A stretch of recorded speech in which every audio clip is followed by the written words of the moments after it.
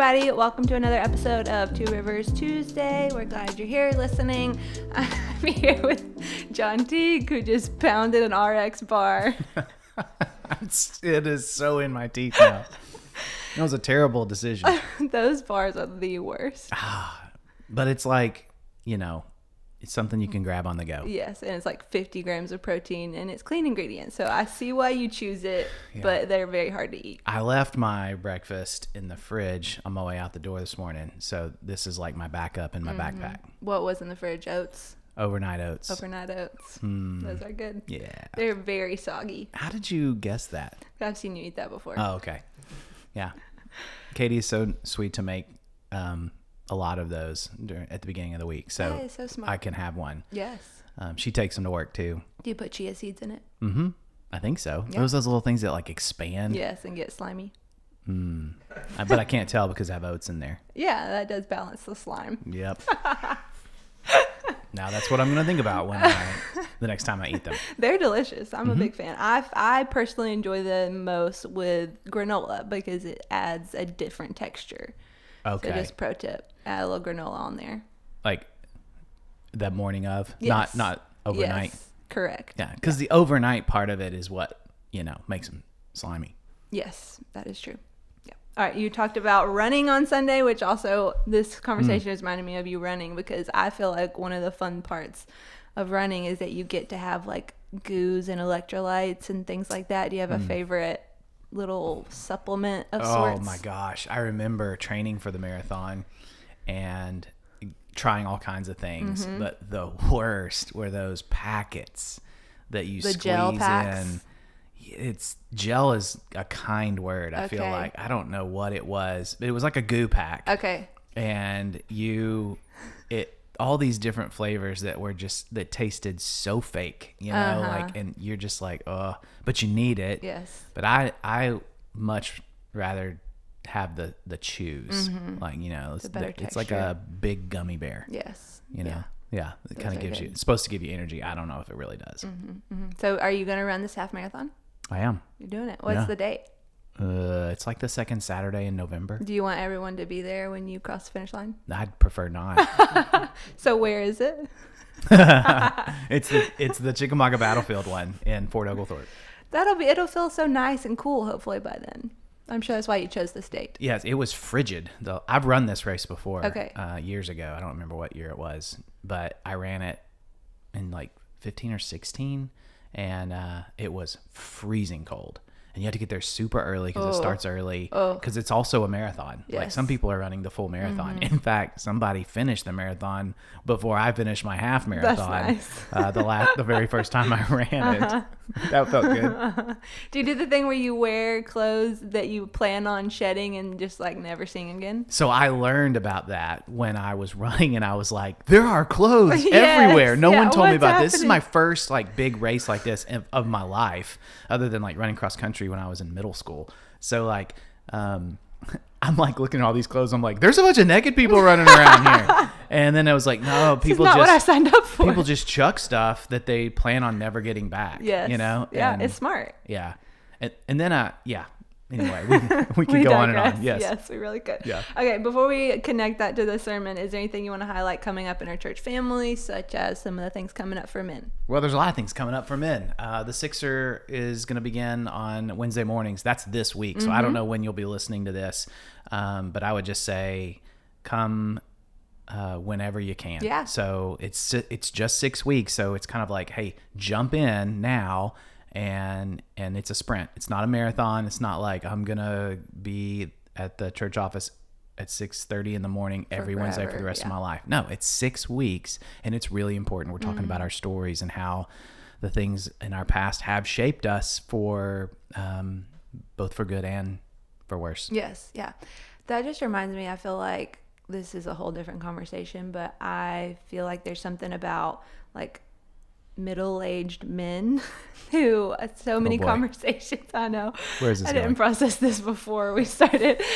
No, I feel like for all of us, okay, maybe it's not just men, but I think something about like when you are in this phase of life where a lot of people in our church family are, where you're like raising kids, you're in your career, you're like doing life, and all of a sudden some of the things that you thought didn't affect you that much, or you thought you had moved on from, or you didn't think were a big deal, start like affecting you in big ways, or coming out in your marriage, coming out in your parenting, coming out in how you process emotions. And you're like, oh, I never thought that was a big deal, or I never dealt with that, and I don't really know how to. And I think it's good and important, because the world would give you a lot of answers about what to do with that. But it's important that we take that type of thing to the Lord and process it biblically and process it with other men. I think it's really important to do that work. Yeah. And I think that for guys that are listening and thinking about coming to the Sixer, like what I think one of the goals of this session would be to learn how to spot those things. Yeah. And then there's more work that needs to be done. There are conversations that need to happen. It's kind of why we break up into small groups. You're just starting to identify or realizing what these things are, and then learning how to take those to the Lord. Yeah. So it'll be an important session of the Sixer. Yeah, I'm excited. All right, let's get back to Sunday and running. Why were you talking about running? Well, I started talking about running because my only, my hope, what helped me finish that race was the confidence that there was a finish line, and that at the end of that finish line, there was a medal awaiting me, and my wife was waiting on me. And probably most importantly, I wouldn't have to run anymore when I got there. And so that is a hope. And so think about that when we think about running the race set before us, because the scriptures talk about life like a race. And so we need to have a vision for the finish line. Yes. And have a vision for what God has promised us. That's going to help us endure the hard and put another foot in front of the other when everything hurts when we're walking. Yes. Yeah. And I'm just thinking, like, we as Christians, we have a secure hope that cannot be shaken and will not change, and is promised to us by a God who cannot lie, that is coming for us in the future. And there's also like a reality of like a present hope, that because of the resurrection, there are now things that we can have hope for that we don't have to wait on, that like we can experience now. Yeah. I think that's an important point to think about, because, for some folks that are listening that are younger, it's kind of like thinking about retirement. It's like, that's forever away. Like I was talking to my 17-year-old daughter about this recently. She has a job. She's been earning money for almost 2 years now. And she's saved up some money, and we've been talking to her about opening up a retirement account, because what 17-year-old does that? Yeah. But right now she's got 50 years. Yes. Yeah. And it's amazing to think about like what an amount of money, if she just put it away and forgot about it and never touched it, what it would turn into in 50 years. Yeah. It's bonkers. But that in her mind, it's like, you want me to do what? Because right now I can't do anything with that money. I can't actually do anything with that money for the next 50 years. And so we think about like life and eternal life and life everlasting, which we talked about from the catechism Sunday morning. And when we think about that, we're almost like, okay, Jesus will be there at the end, but that actually has a pretty profound impact on like right now, right? Because I just think that when our hope is in all the wrong places, we might not stick it out. We won't finish the race well. Yeah. Yes. I mean, I could have walked off the course when I was just like, I don't want to do this anymore. Yeah. This is hard. Yes. Yeah. And I think a lot of a lost art for me, and maybe even for like the church at large, is practicing, meditating on, imagining, really like grasping what it will feel like in eternity, when like all things have been made new, when everything has been redeemed, when there's no more tears. I think because that feels like, well, that's retirement, that's forever away. We don't spend a lot of time like feeling how real that is going to be. And so it can just feel like this abstract, coming one day maybe kind of thing. And so I think it's good to like read what scripture says about what that's going to be like, and to imagine having a glorified body. Imagine when there's no more brokenness anymore. Imagine what creation will look like when it's no longer groaning and when it's fully redeemed. Like, just take time to picture that and get excited about it, because it's going to be beyond our imagination. Yes. A couple thoughts on that. So remind me, I have 2 thoughts. Okay. So putting my fingers up. The first one is, C.S. Lewis has a great quote about this that I'm going to try to remember. But you've probably heard people say like, oh, that person is so heavenly minded that they're no earthly good. That was an old saying a while ago when just the church was just singing hymns about heaven and then like not doing anything with those realities and promises of now, right? So I can understand that, but C.S. Lewis actually said the opposite. He talked about how it's exactly the Christians who don't think enough about heaven that are useless in this world. And I think he used a pretty strong word like that. I'm not sure if he used useless. I'll have to look up that quote. It's really good. But like we need to think about, we need to meditate on those incredible promises of the glory of God. That's what we're hoping for. Yes. Like everything, I said this on Sunday, but everything that we are enjoying and reaching out for and trying to capture with our phones, you know, the sunrise, the sunset, that beach setting, like the music, the beauty of music, which Andy Dufresne in Shawshank Redemption was holding on to because they couldn't take it away from him. Like all those things are like just glimpses. They're like mere foretastes. Like they're almost like shadows of the real thing, right? And so we should look about that and think about that and look to that and then think, okay, I got that ahead of me. I don't need to get all of it right now. Yes. Yeah, I think we get so disappointed in life and in experiences and in people when we try to put the full weight of our hope for eternity, of what is coming, when we try to suck that out of the good and the beauty and the joys and the relationships here and now.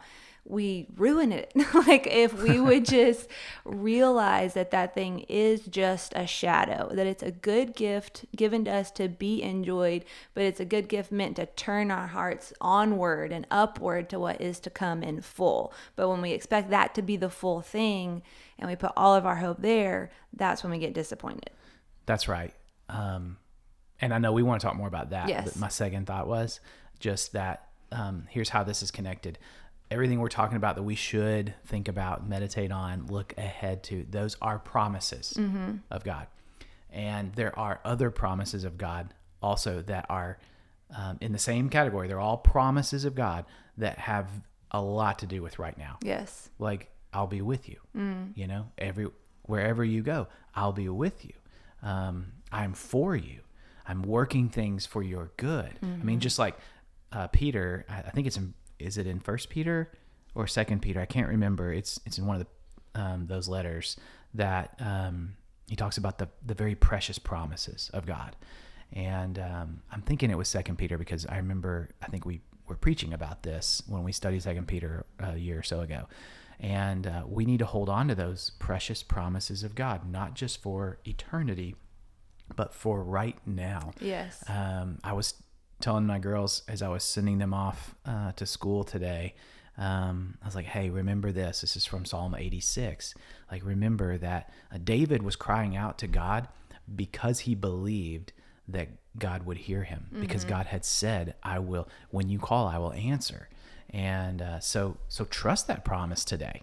Yeah. You have that hope today. Yes. That you don't have to go now figure out this day and all that comes flying at you on your own. Cry out to him. He will hear you and will answer. Yeah.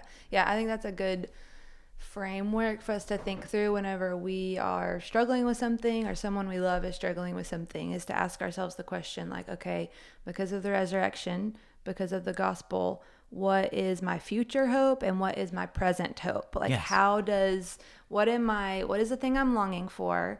how does the resurrection secure that I will have that in full in eternity? And what hope does the resurrection give me for now that I can carry today?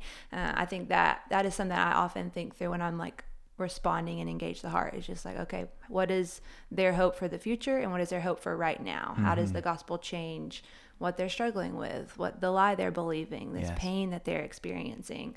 And I think that's one of the ways that we bring hope, that we carry this hope. This is who we want to be as a church family, is by being really practiced in knowing the gospel and practiced in being able to articulate and having the confidence to articulate, this is how the gospel gives you hope for the future and for today. Yes. So a question to think through, and this might feel a little abstract, but how do we enjoy things in this life? How do we fully enjoy the good gifts without putting the full weight of our hope in those things? Gosh. I saw you write that question down, and I was like, well, how am I going to answer that? Well, I'm going to take a stab at this. I think that we can learn from experience. So sometimes we learn when we trip and fall and realize, oh, that just disappointed me. I think, Lord, did I put more weight into that than I should have? Yes. Like, this has really disappointed me. And just to be able to process that with the Lord is a good thing, because we can learn from that. Like, oh, I really enjoyed that. And yet here, there's still a hunger in me. Like, it didn't fully satisfy me, or it fell flat and it disappointed me. And now I realize, like, man, I put a lot of my confidence in that thing, person, experience, whatever, like making me fill in the blank, you know, better. Yes. And it didn't. So we learn from that. I think that's on the back end, maybe on the front end. And I bet you have a better answer, but I just wonder if, like, we get better at going to the Lord on the front end of things. So, like, just beginning to pray more about, like, let's say I'm going to go on a date with Katie this weekend, and, like, I'm not going to put all the weight of my happiness and joy and connection with her, like, on her or on that host at the restaurant and where they seat me, because it's probably going to be next to the bathroom or next to the door, and it's going to ruin the experience. And it's like, there's a lot of things that, like, have to all line up for that to be a great night. Or I could come to the Lord on the front end of that and be like, Lord, I'm going on a date with my wife tonight, and my hope is in you. So would you help me to have eyes to see just all the opportunities tonight to enjoy my wife? Yes. And all the ways we can be grateful and thankful. And would you just prepare my heart for this? And I just think that then I can go into it and just enjoy, but without it having the full weight of hope. Because I think we've all been there, right? Yeah. And it's just like, this is going to be, and then it wasn't. Yes. Yeah. You know? Yeah. Or she's going to be, and then she ended up coming home from work grumpy, or, you know, like, I'm not putting it on her, but, like, or I come home from work grumpy, you know, and I'm having a hard time engaging. So it's just like going on the front end of that experience, on the front end of that conversation, just on the front end of your day, you know, reminding yourself, this is where my hope is. Yes. It's not in this. Yes.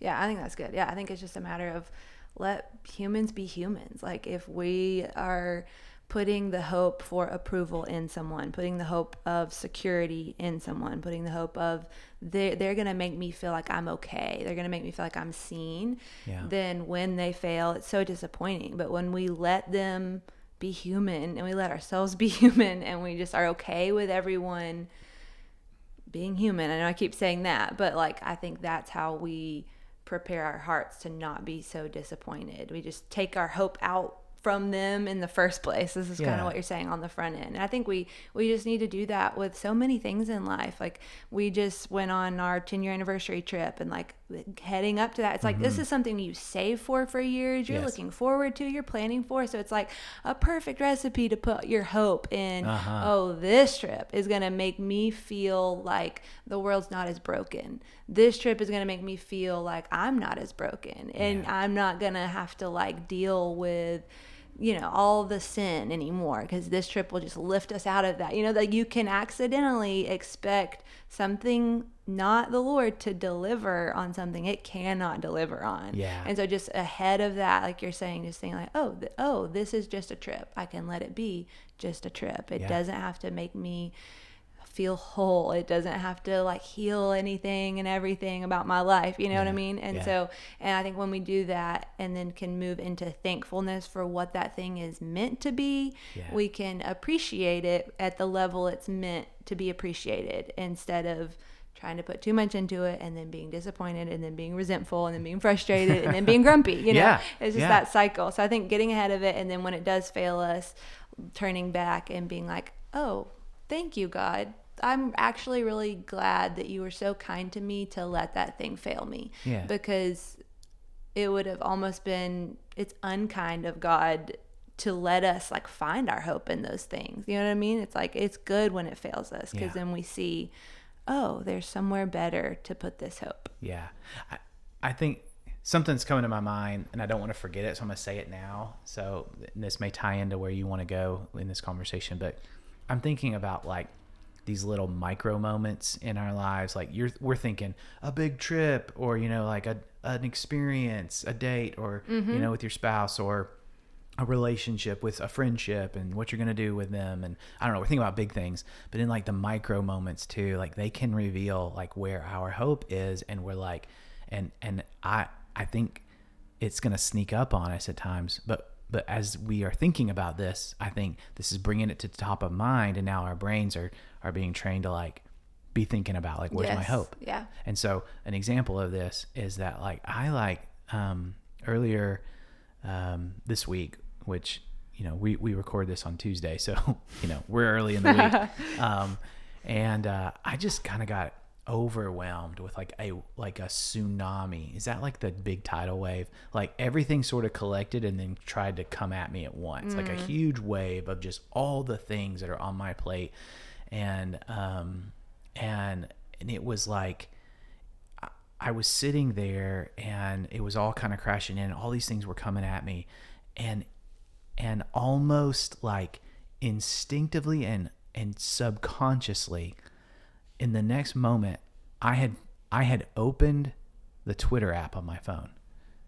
Like I was like, how did I get here? It was an instinct. Yes. Like it was going to take me away from all this hard and this wave that's coming in. And let me tell you something. Twitter's not a great place to like go be encouraged when you're being approached by a tidal wave, right? Like there's just more tidal wave there, Yeah. But I thought distract, like my hope to feel better in that moment, or that to make it all go away, was to just distract myself. And it surprised me, and I immediately like swiped up and got rid of it, and was like, Lord, this is where I need to go. You are my hope. So I'm coming back to you. I'm bringing everything and everyone to you. Yes. Like we talk a lot about that phrase, practicing the pause prayer, and bringing all those things to the Lord, and trust that he cares. His word says it. The scriptures have been written for our encouragement and endurance, so that we may have hope. That's Romans 15:4. And the scriptures say, cast all your cares upon him, because he cares for you. And so I'm coming, like Twitter does not care about me. Yep. The Lord does. Yes. So I was like, swipe out and turn to the Lord. Yes. Yeah. Praise God. Revealed where my hope was. Yes. Yeah. Yeah. I think that's a good question for us to all think through. Is like, where is my instinct to go when I feel disappointed, when I feel like overwhelmed? What is my default? Am I going to distract? Am I going to just like grip harder and try to control more things? And is it going to be anger? Is it going to be like go buy something, go eat something? You know what I mean? Like what are all those things that we run to? And I think it can be super helpful to just see those, realize those are your instincts, and then practice going to the better place. You know what I mean? Looking to God. Like he is where your help comes from. That's what you talked about on Sunday. Like my eyes look to the hills, from where will my help come from? My help comes from the Lord. But like, what are those hills that you try to go to when you're feeling some kind of way? And just practice, oh, that's not going to work. I want to turn from that and actually go to the Lord. I had a similar experience yesterday where I realized my hope all day long, all morning long, was in nap time and like quiet time. It was just like, hey, you know, this is there's a lot going on, but I know nap time's coming, and I'm going to have my moment of peace and quiet, and that'll fix me. That'll fix this day. If I can just get to that, just believing so many lies about that. Well, I never got that. And then, so I was frustrated that I had a right to that. I earned that. I deserved that, you know, all that. And so I was frustrated that I didn't get that. And I was tempted to take that out on all the people around me, because I felt like I was in the right for doing that. Like I was unjustly, something was taken from me unjustly. Yes. And so I'm going to take it out on you. And so, but it was that moment of like, okay, am I going to keep doing that and keep taking it out on the people around me because I didn't get what my hope was in? Or am I going to give everyone and everything to the Lord and receive from him peace and joy, and then turn it around, you know? And that can change that can change your life. Like, how are you going to live? Are you going to live in a constant state of disappointment and resentment because you're trying to take what those things were never meant to give you? Or are you going to live in a place where it's like, come at me. Like I don't care what happens. I don't care what gets taken from me, what suffering I have to endure. Like my hope doesn't live on this earth. So nothing on this earth can shake it. Yes. And so I think that's the kind of people we want to be, is just like having that unshakable hope. And we've seen that. This is something we talked about, is like, how beautiful is it when you get to witness someone suffer and like not be put to shame because their hope is somewhere else. Their hope is in the Lord, and you can watch them put the full weight of their life and their pain on Jesus, and they don't have anything to be ashamed of. That they don't fall because their hope is in the Lord. Yes. And so that's what we want for our people. Yeah. So that's Romans 5, the very first few verses. And that reminds me of, I think it's Psalm 34.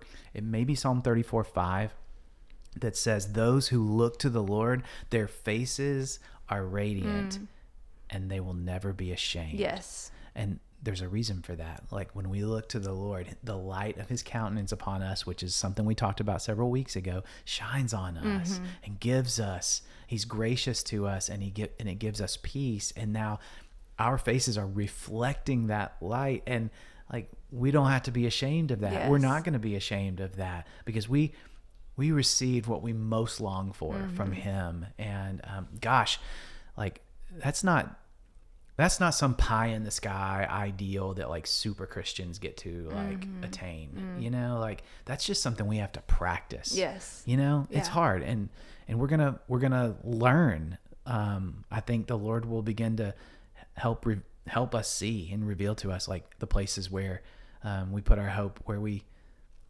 do get disappointed, you know? Yes. And it might even lead to shame. It might lead to some poor choices. Yeah, because you're like, oh, why did I put my hope there? Yeah. You know, and it's just like, I regret thinking that would satisfy. Yeah. Yeah. Yeah. I mean, you just think about like just the way, the sinister way addiction works, and how we put our hope in something, and what it's a trap. It's a trap, and it lures us in, and then we put our confidence in it to be able to do something for us, and it can lead to terrible conclusions. Yes. You know, and that's the opposite of, you know, hope will never put us to shame. Does that make sense? Yes. Yeah. Yeah. That reminded me, on Sunday you said our hope is not just personal but global, and just thinking about a lot of what we were talking about today is like our personal disappointments and the hope we have personally. But I think trying to bring this all the way to like our impact and thinking globally, that made me realize I can have a very hopeless global view. So like just thinking about like certain types of evil in the world, certain places in the world, certain just broken things that are global, I can have this just like hopelessness about that. Like that's so dark, so evil, it's never going to change. It's always going to be that way. Ugh. And I think that there's a place to lament and grieve the evil of this world, because we do live in a broken world. But I want us to be a people who like care about hoping globally that like the resurrection changes things in that dark place now. The resurrection could bring healing to that broken part of our country, our world now. And caring enough to be part of that healing, possibly. Like when not only is that, I just think of like the Middle East. Like to me, that area of the world is just like overwhelmingly broken, you know? And so I can just have this hopeless mentality about that area of the world, just like make it practical. But what if there is like resurrection hope for today in that part of the world, and resurrection hope for tomorrow in that part of the world? And what if, I don't ever want to say this out loud, but what if I'm part of that? You know, like not that I would ever go, because that would be terrifying, but what if, you know? And just thinking about our global hope. I don't know. Does that make any sense? It does. And I would just maybe put like some skin on that. I yesterday had a Zoom call with a missionary in Berlin, and she is a missionary that my family has been supporting over the last several years. Our church has supported her a little bit, kind of in the background. Her name is Tiara, and we call her T. And she was, because we're supporting, like we believe in a universal hope, you know, and so Jesus is the hope for those people in Berlin. That is a very dark spiritual place. It's different than the Middle East. It's got its own kind of agnosticism to it, and people just don't know the hope of Jesus. And so there's T right there in the middle of it, just bringing her hope, and she is such a bright light, and she brings it everywhere she goes, and it's because of Jesus. And so she was telling me about some of the places where she's just building relationships with people, and one of them is with some teenage girls, and that's close to my heart, because I have them, you know, in my home. And there's like this one believer, this one girl in their church who believes in Jesus, and she's invited all her friends to come to a Bible study that T's gonna lead. Wow. And all these girls don't have a clue. Like they don't know anything about Jesus, because they live in a place that just doesn't even think about it. Yeah. And so our support of that missionary is helping, because she's taken that hope, and so we're being a part of that. Yes. But so that's global. Then it comes all the way down to like Aldi, you know, like in Ottawa, like bring your hope there, you know, bring your hope to the line when everybody's getting frustrated because the checkout clerk is being slow, you know, or somebody didn't know the rules about like bringing your own bags or whatever it is, you know, like bring your hope that this moment has no like power to destroy you, right? Like it's like nap time, like it's not stealing something from you. Bring your hope to that moment. Bring your hope to the meeting at work, and when everyone's frustrated and the boss leaves the meeting and there's the meeting after the meeting where everybody's like talking or, you know, gossiping or whatever it is, like bring your hope into that, and like and like encourage people. I'm just thinking about, it's not just Berlin and the Middle East. It's like right here. And, you know. Yeah, because you carry it. So you carry it with you. That's what we want to be, as a people who are carrying this hope, bringing this hope everywhere we go. So I just, as you're listening to this and this is about to close, I just encourage you to imagine, where are you going today, and start to picture what it will be like if you bring your hope there, if you carry the hope of the gospel with you to that place. And then also I just encourage you to think through, where is there an area of my life or something in this world that I have grown hopeless about? And I ask the Lord to like restore your hope in him for that thing.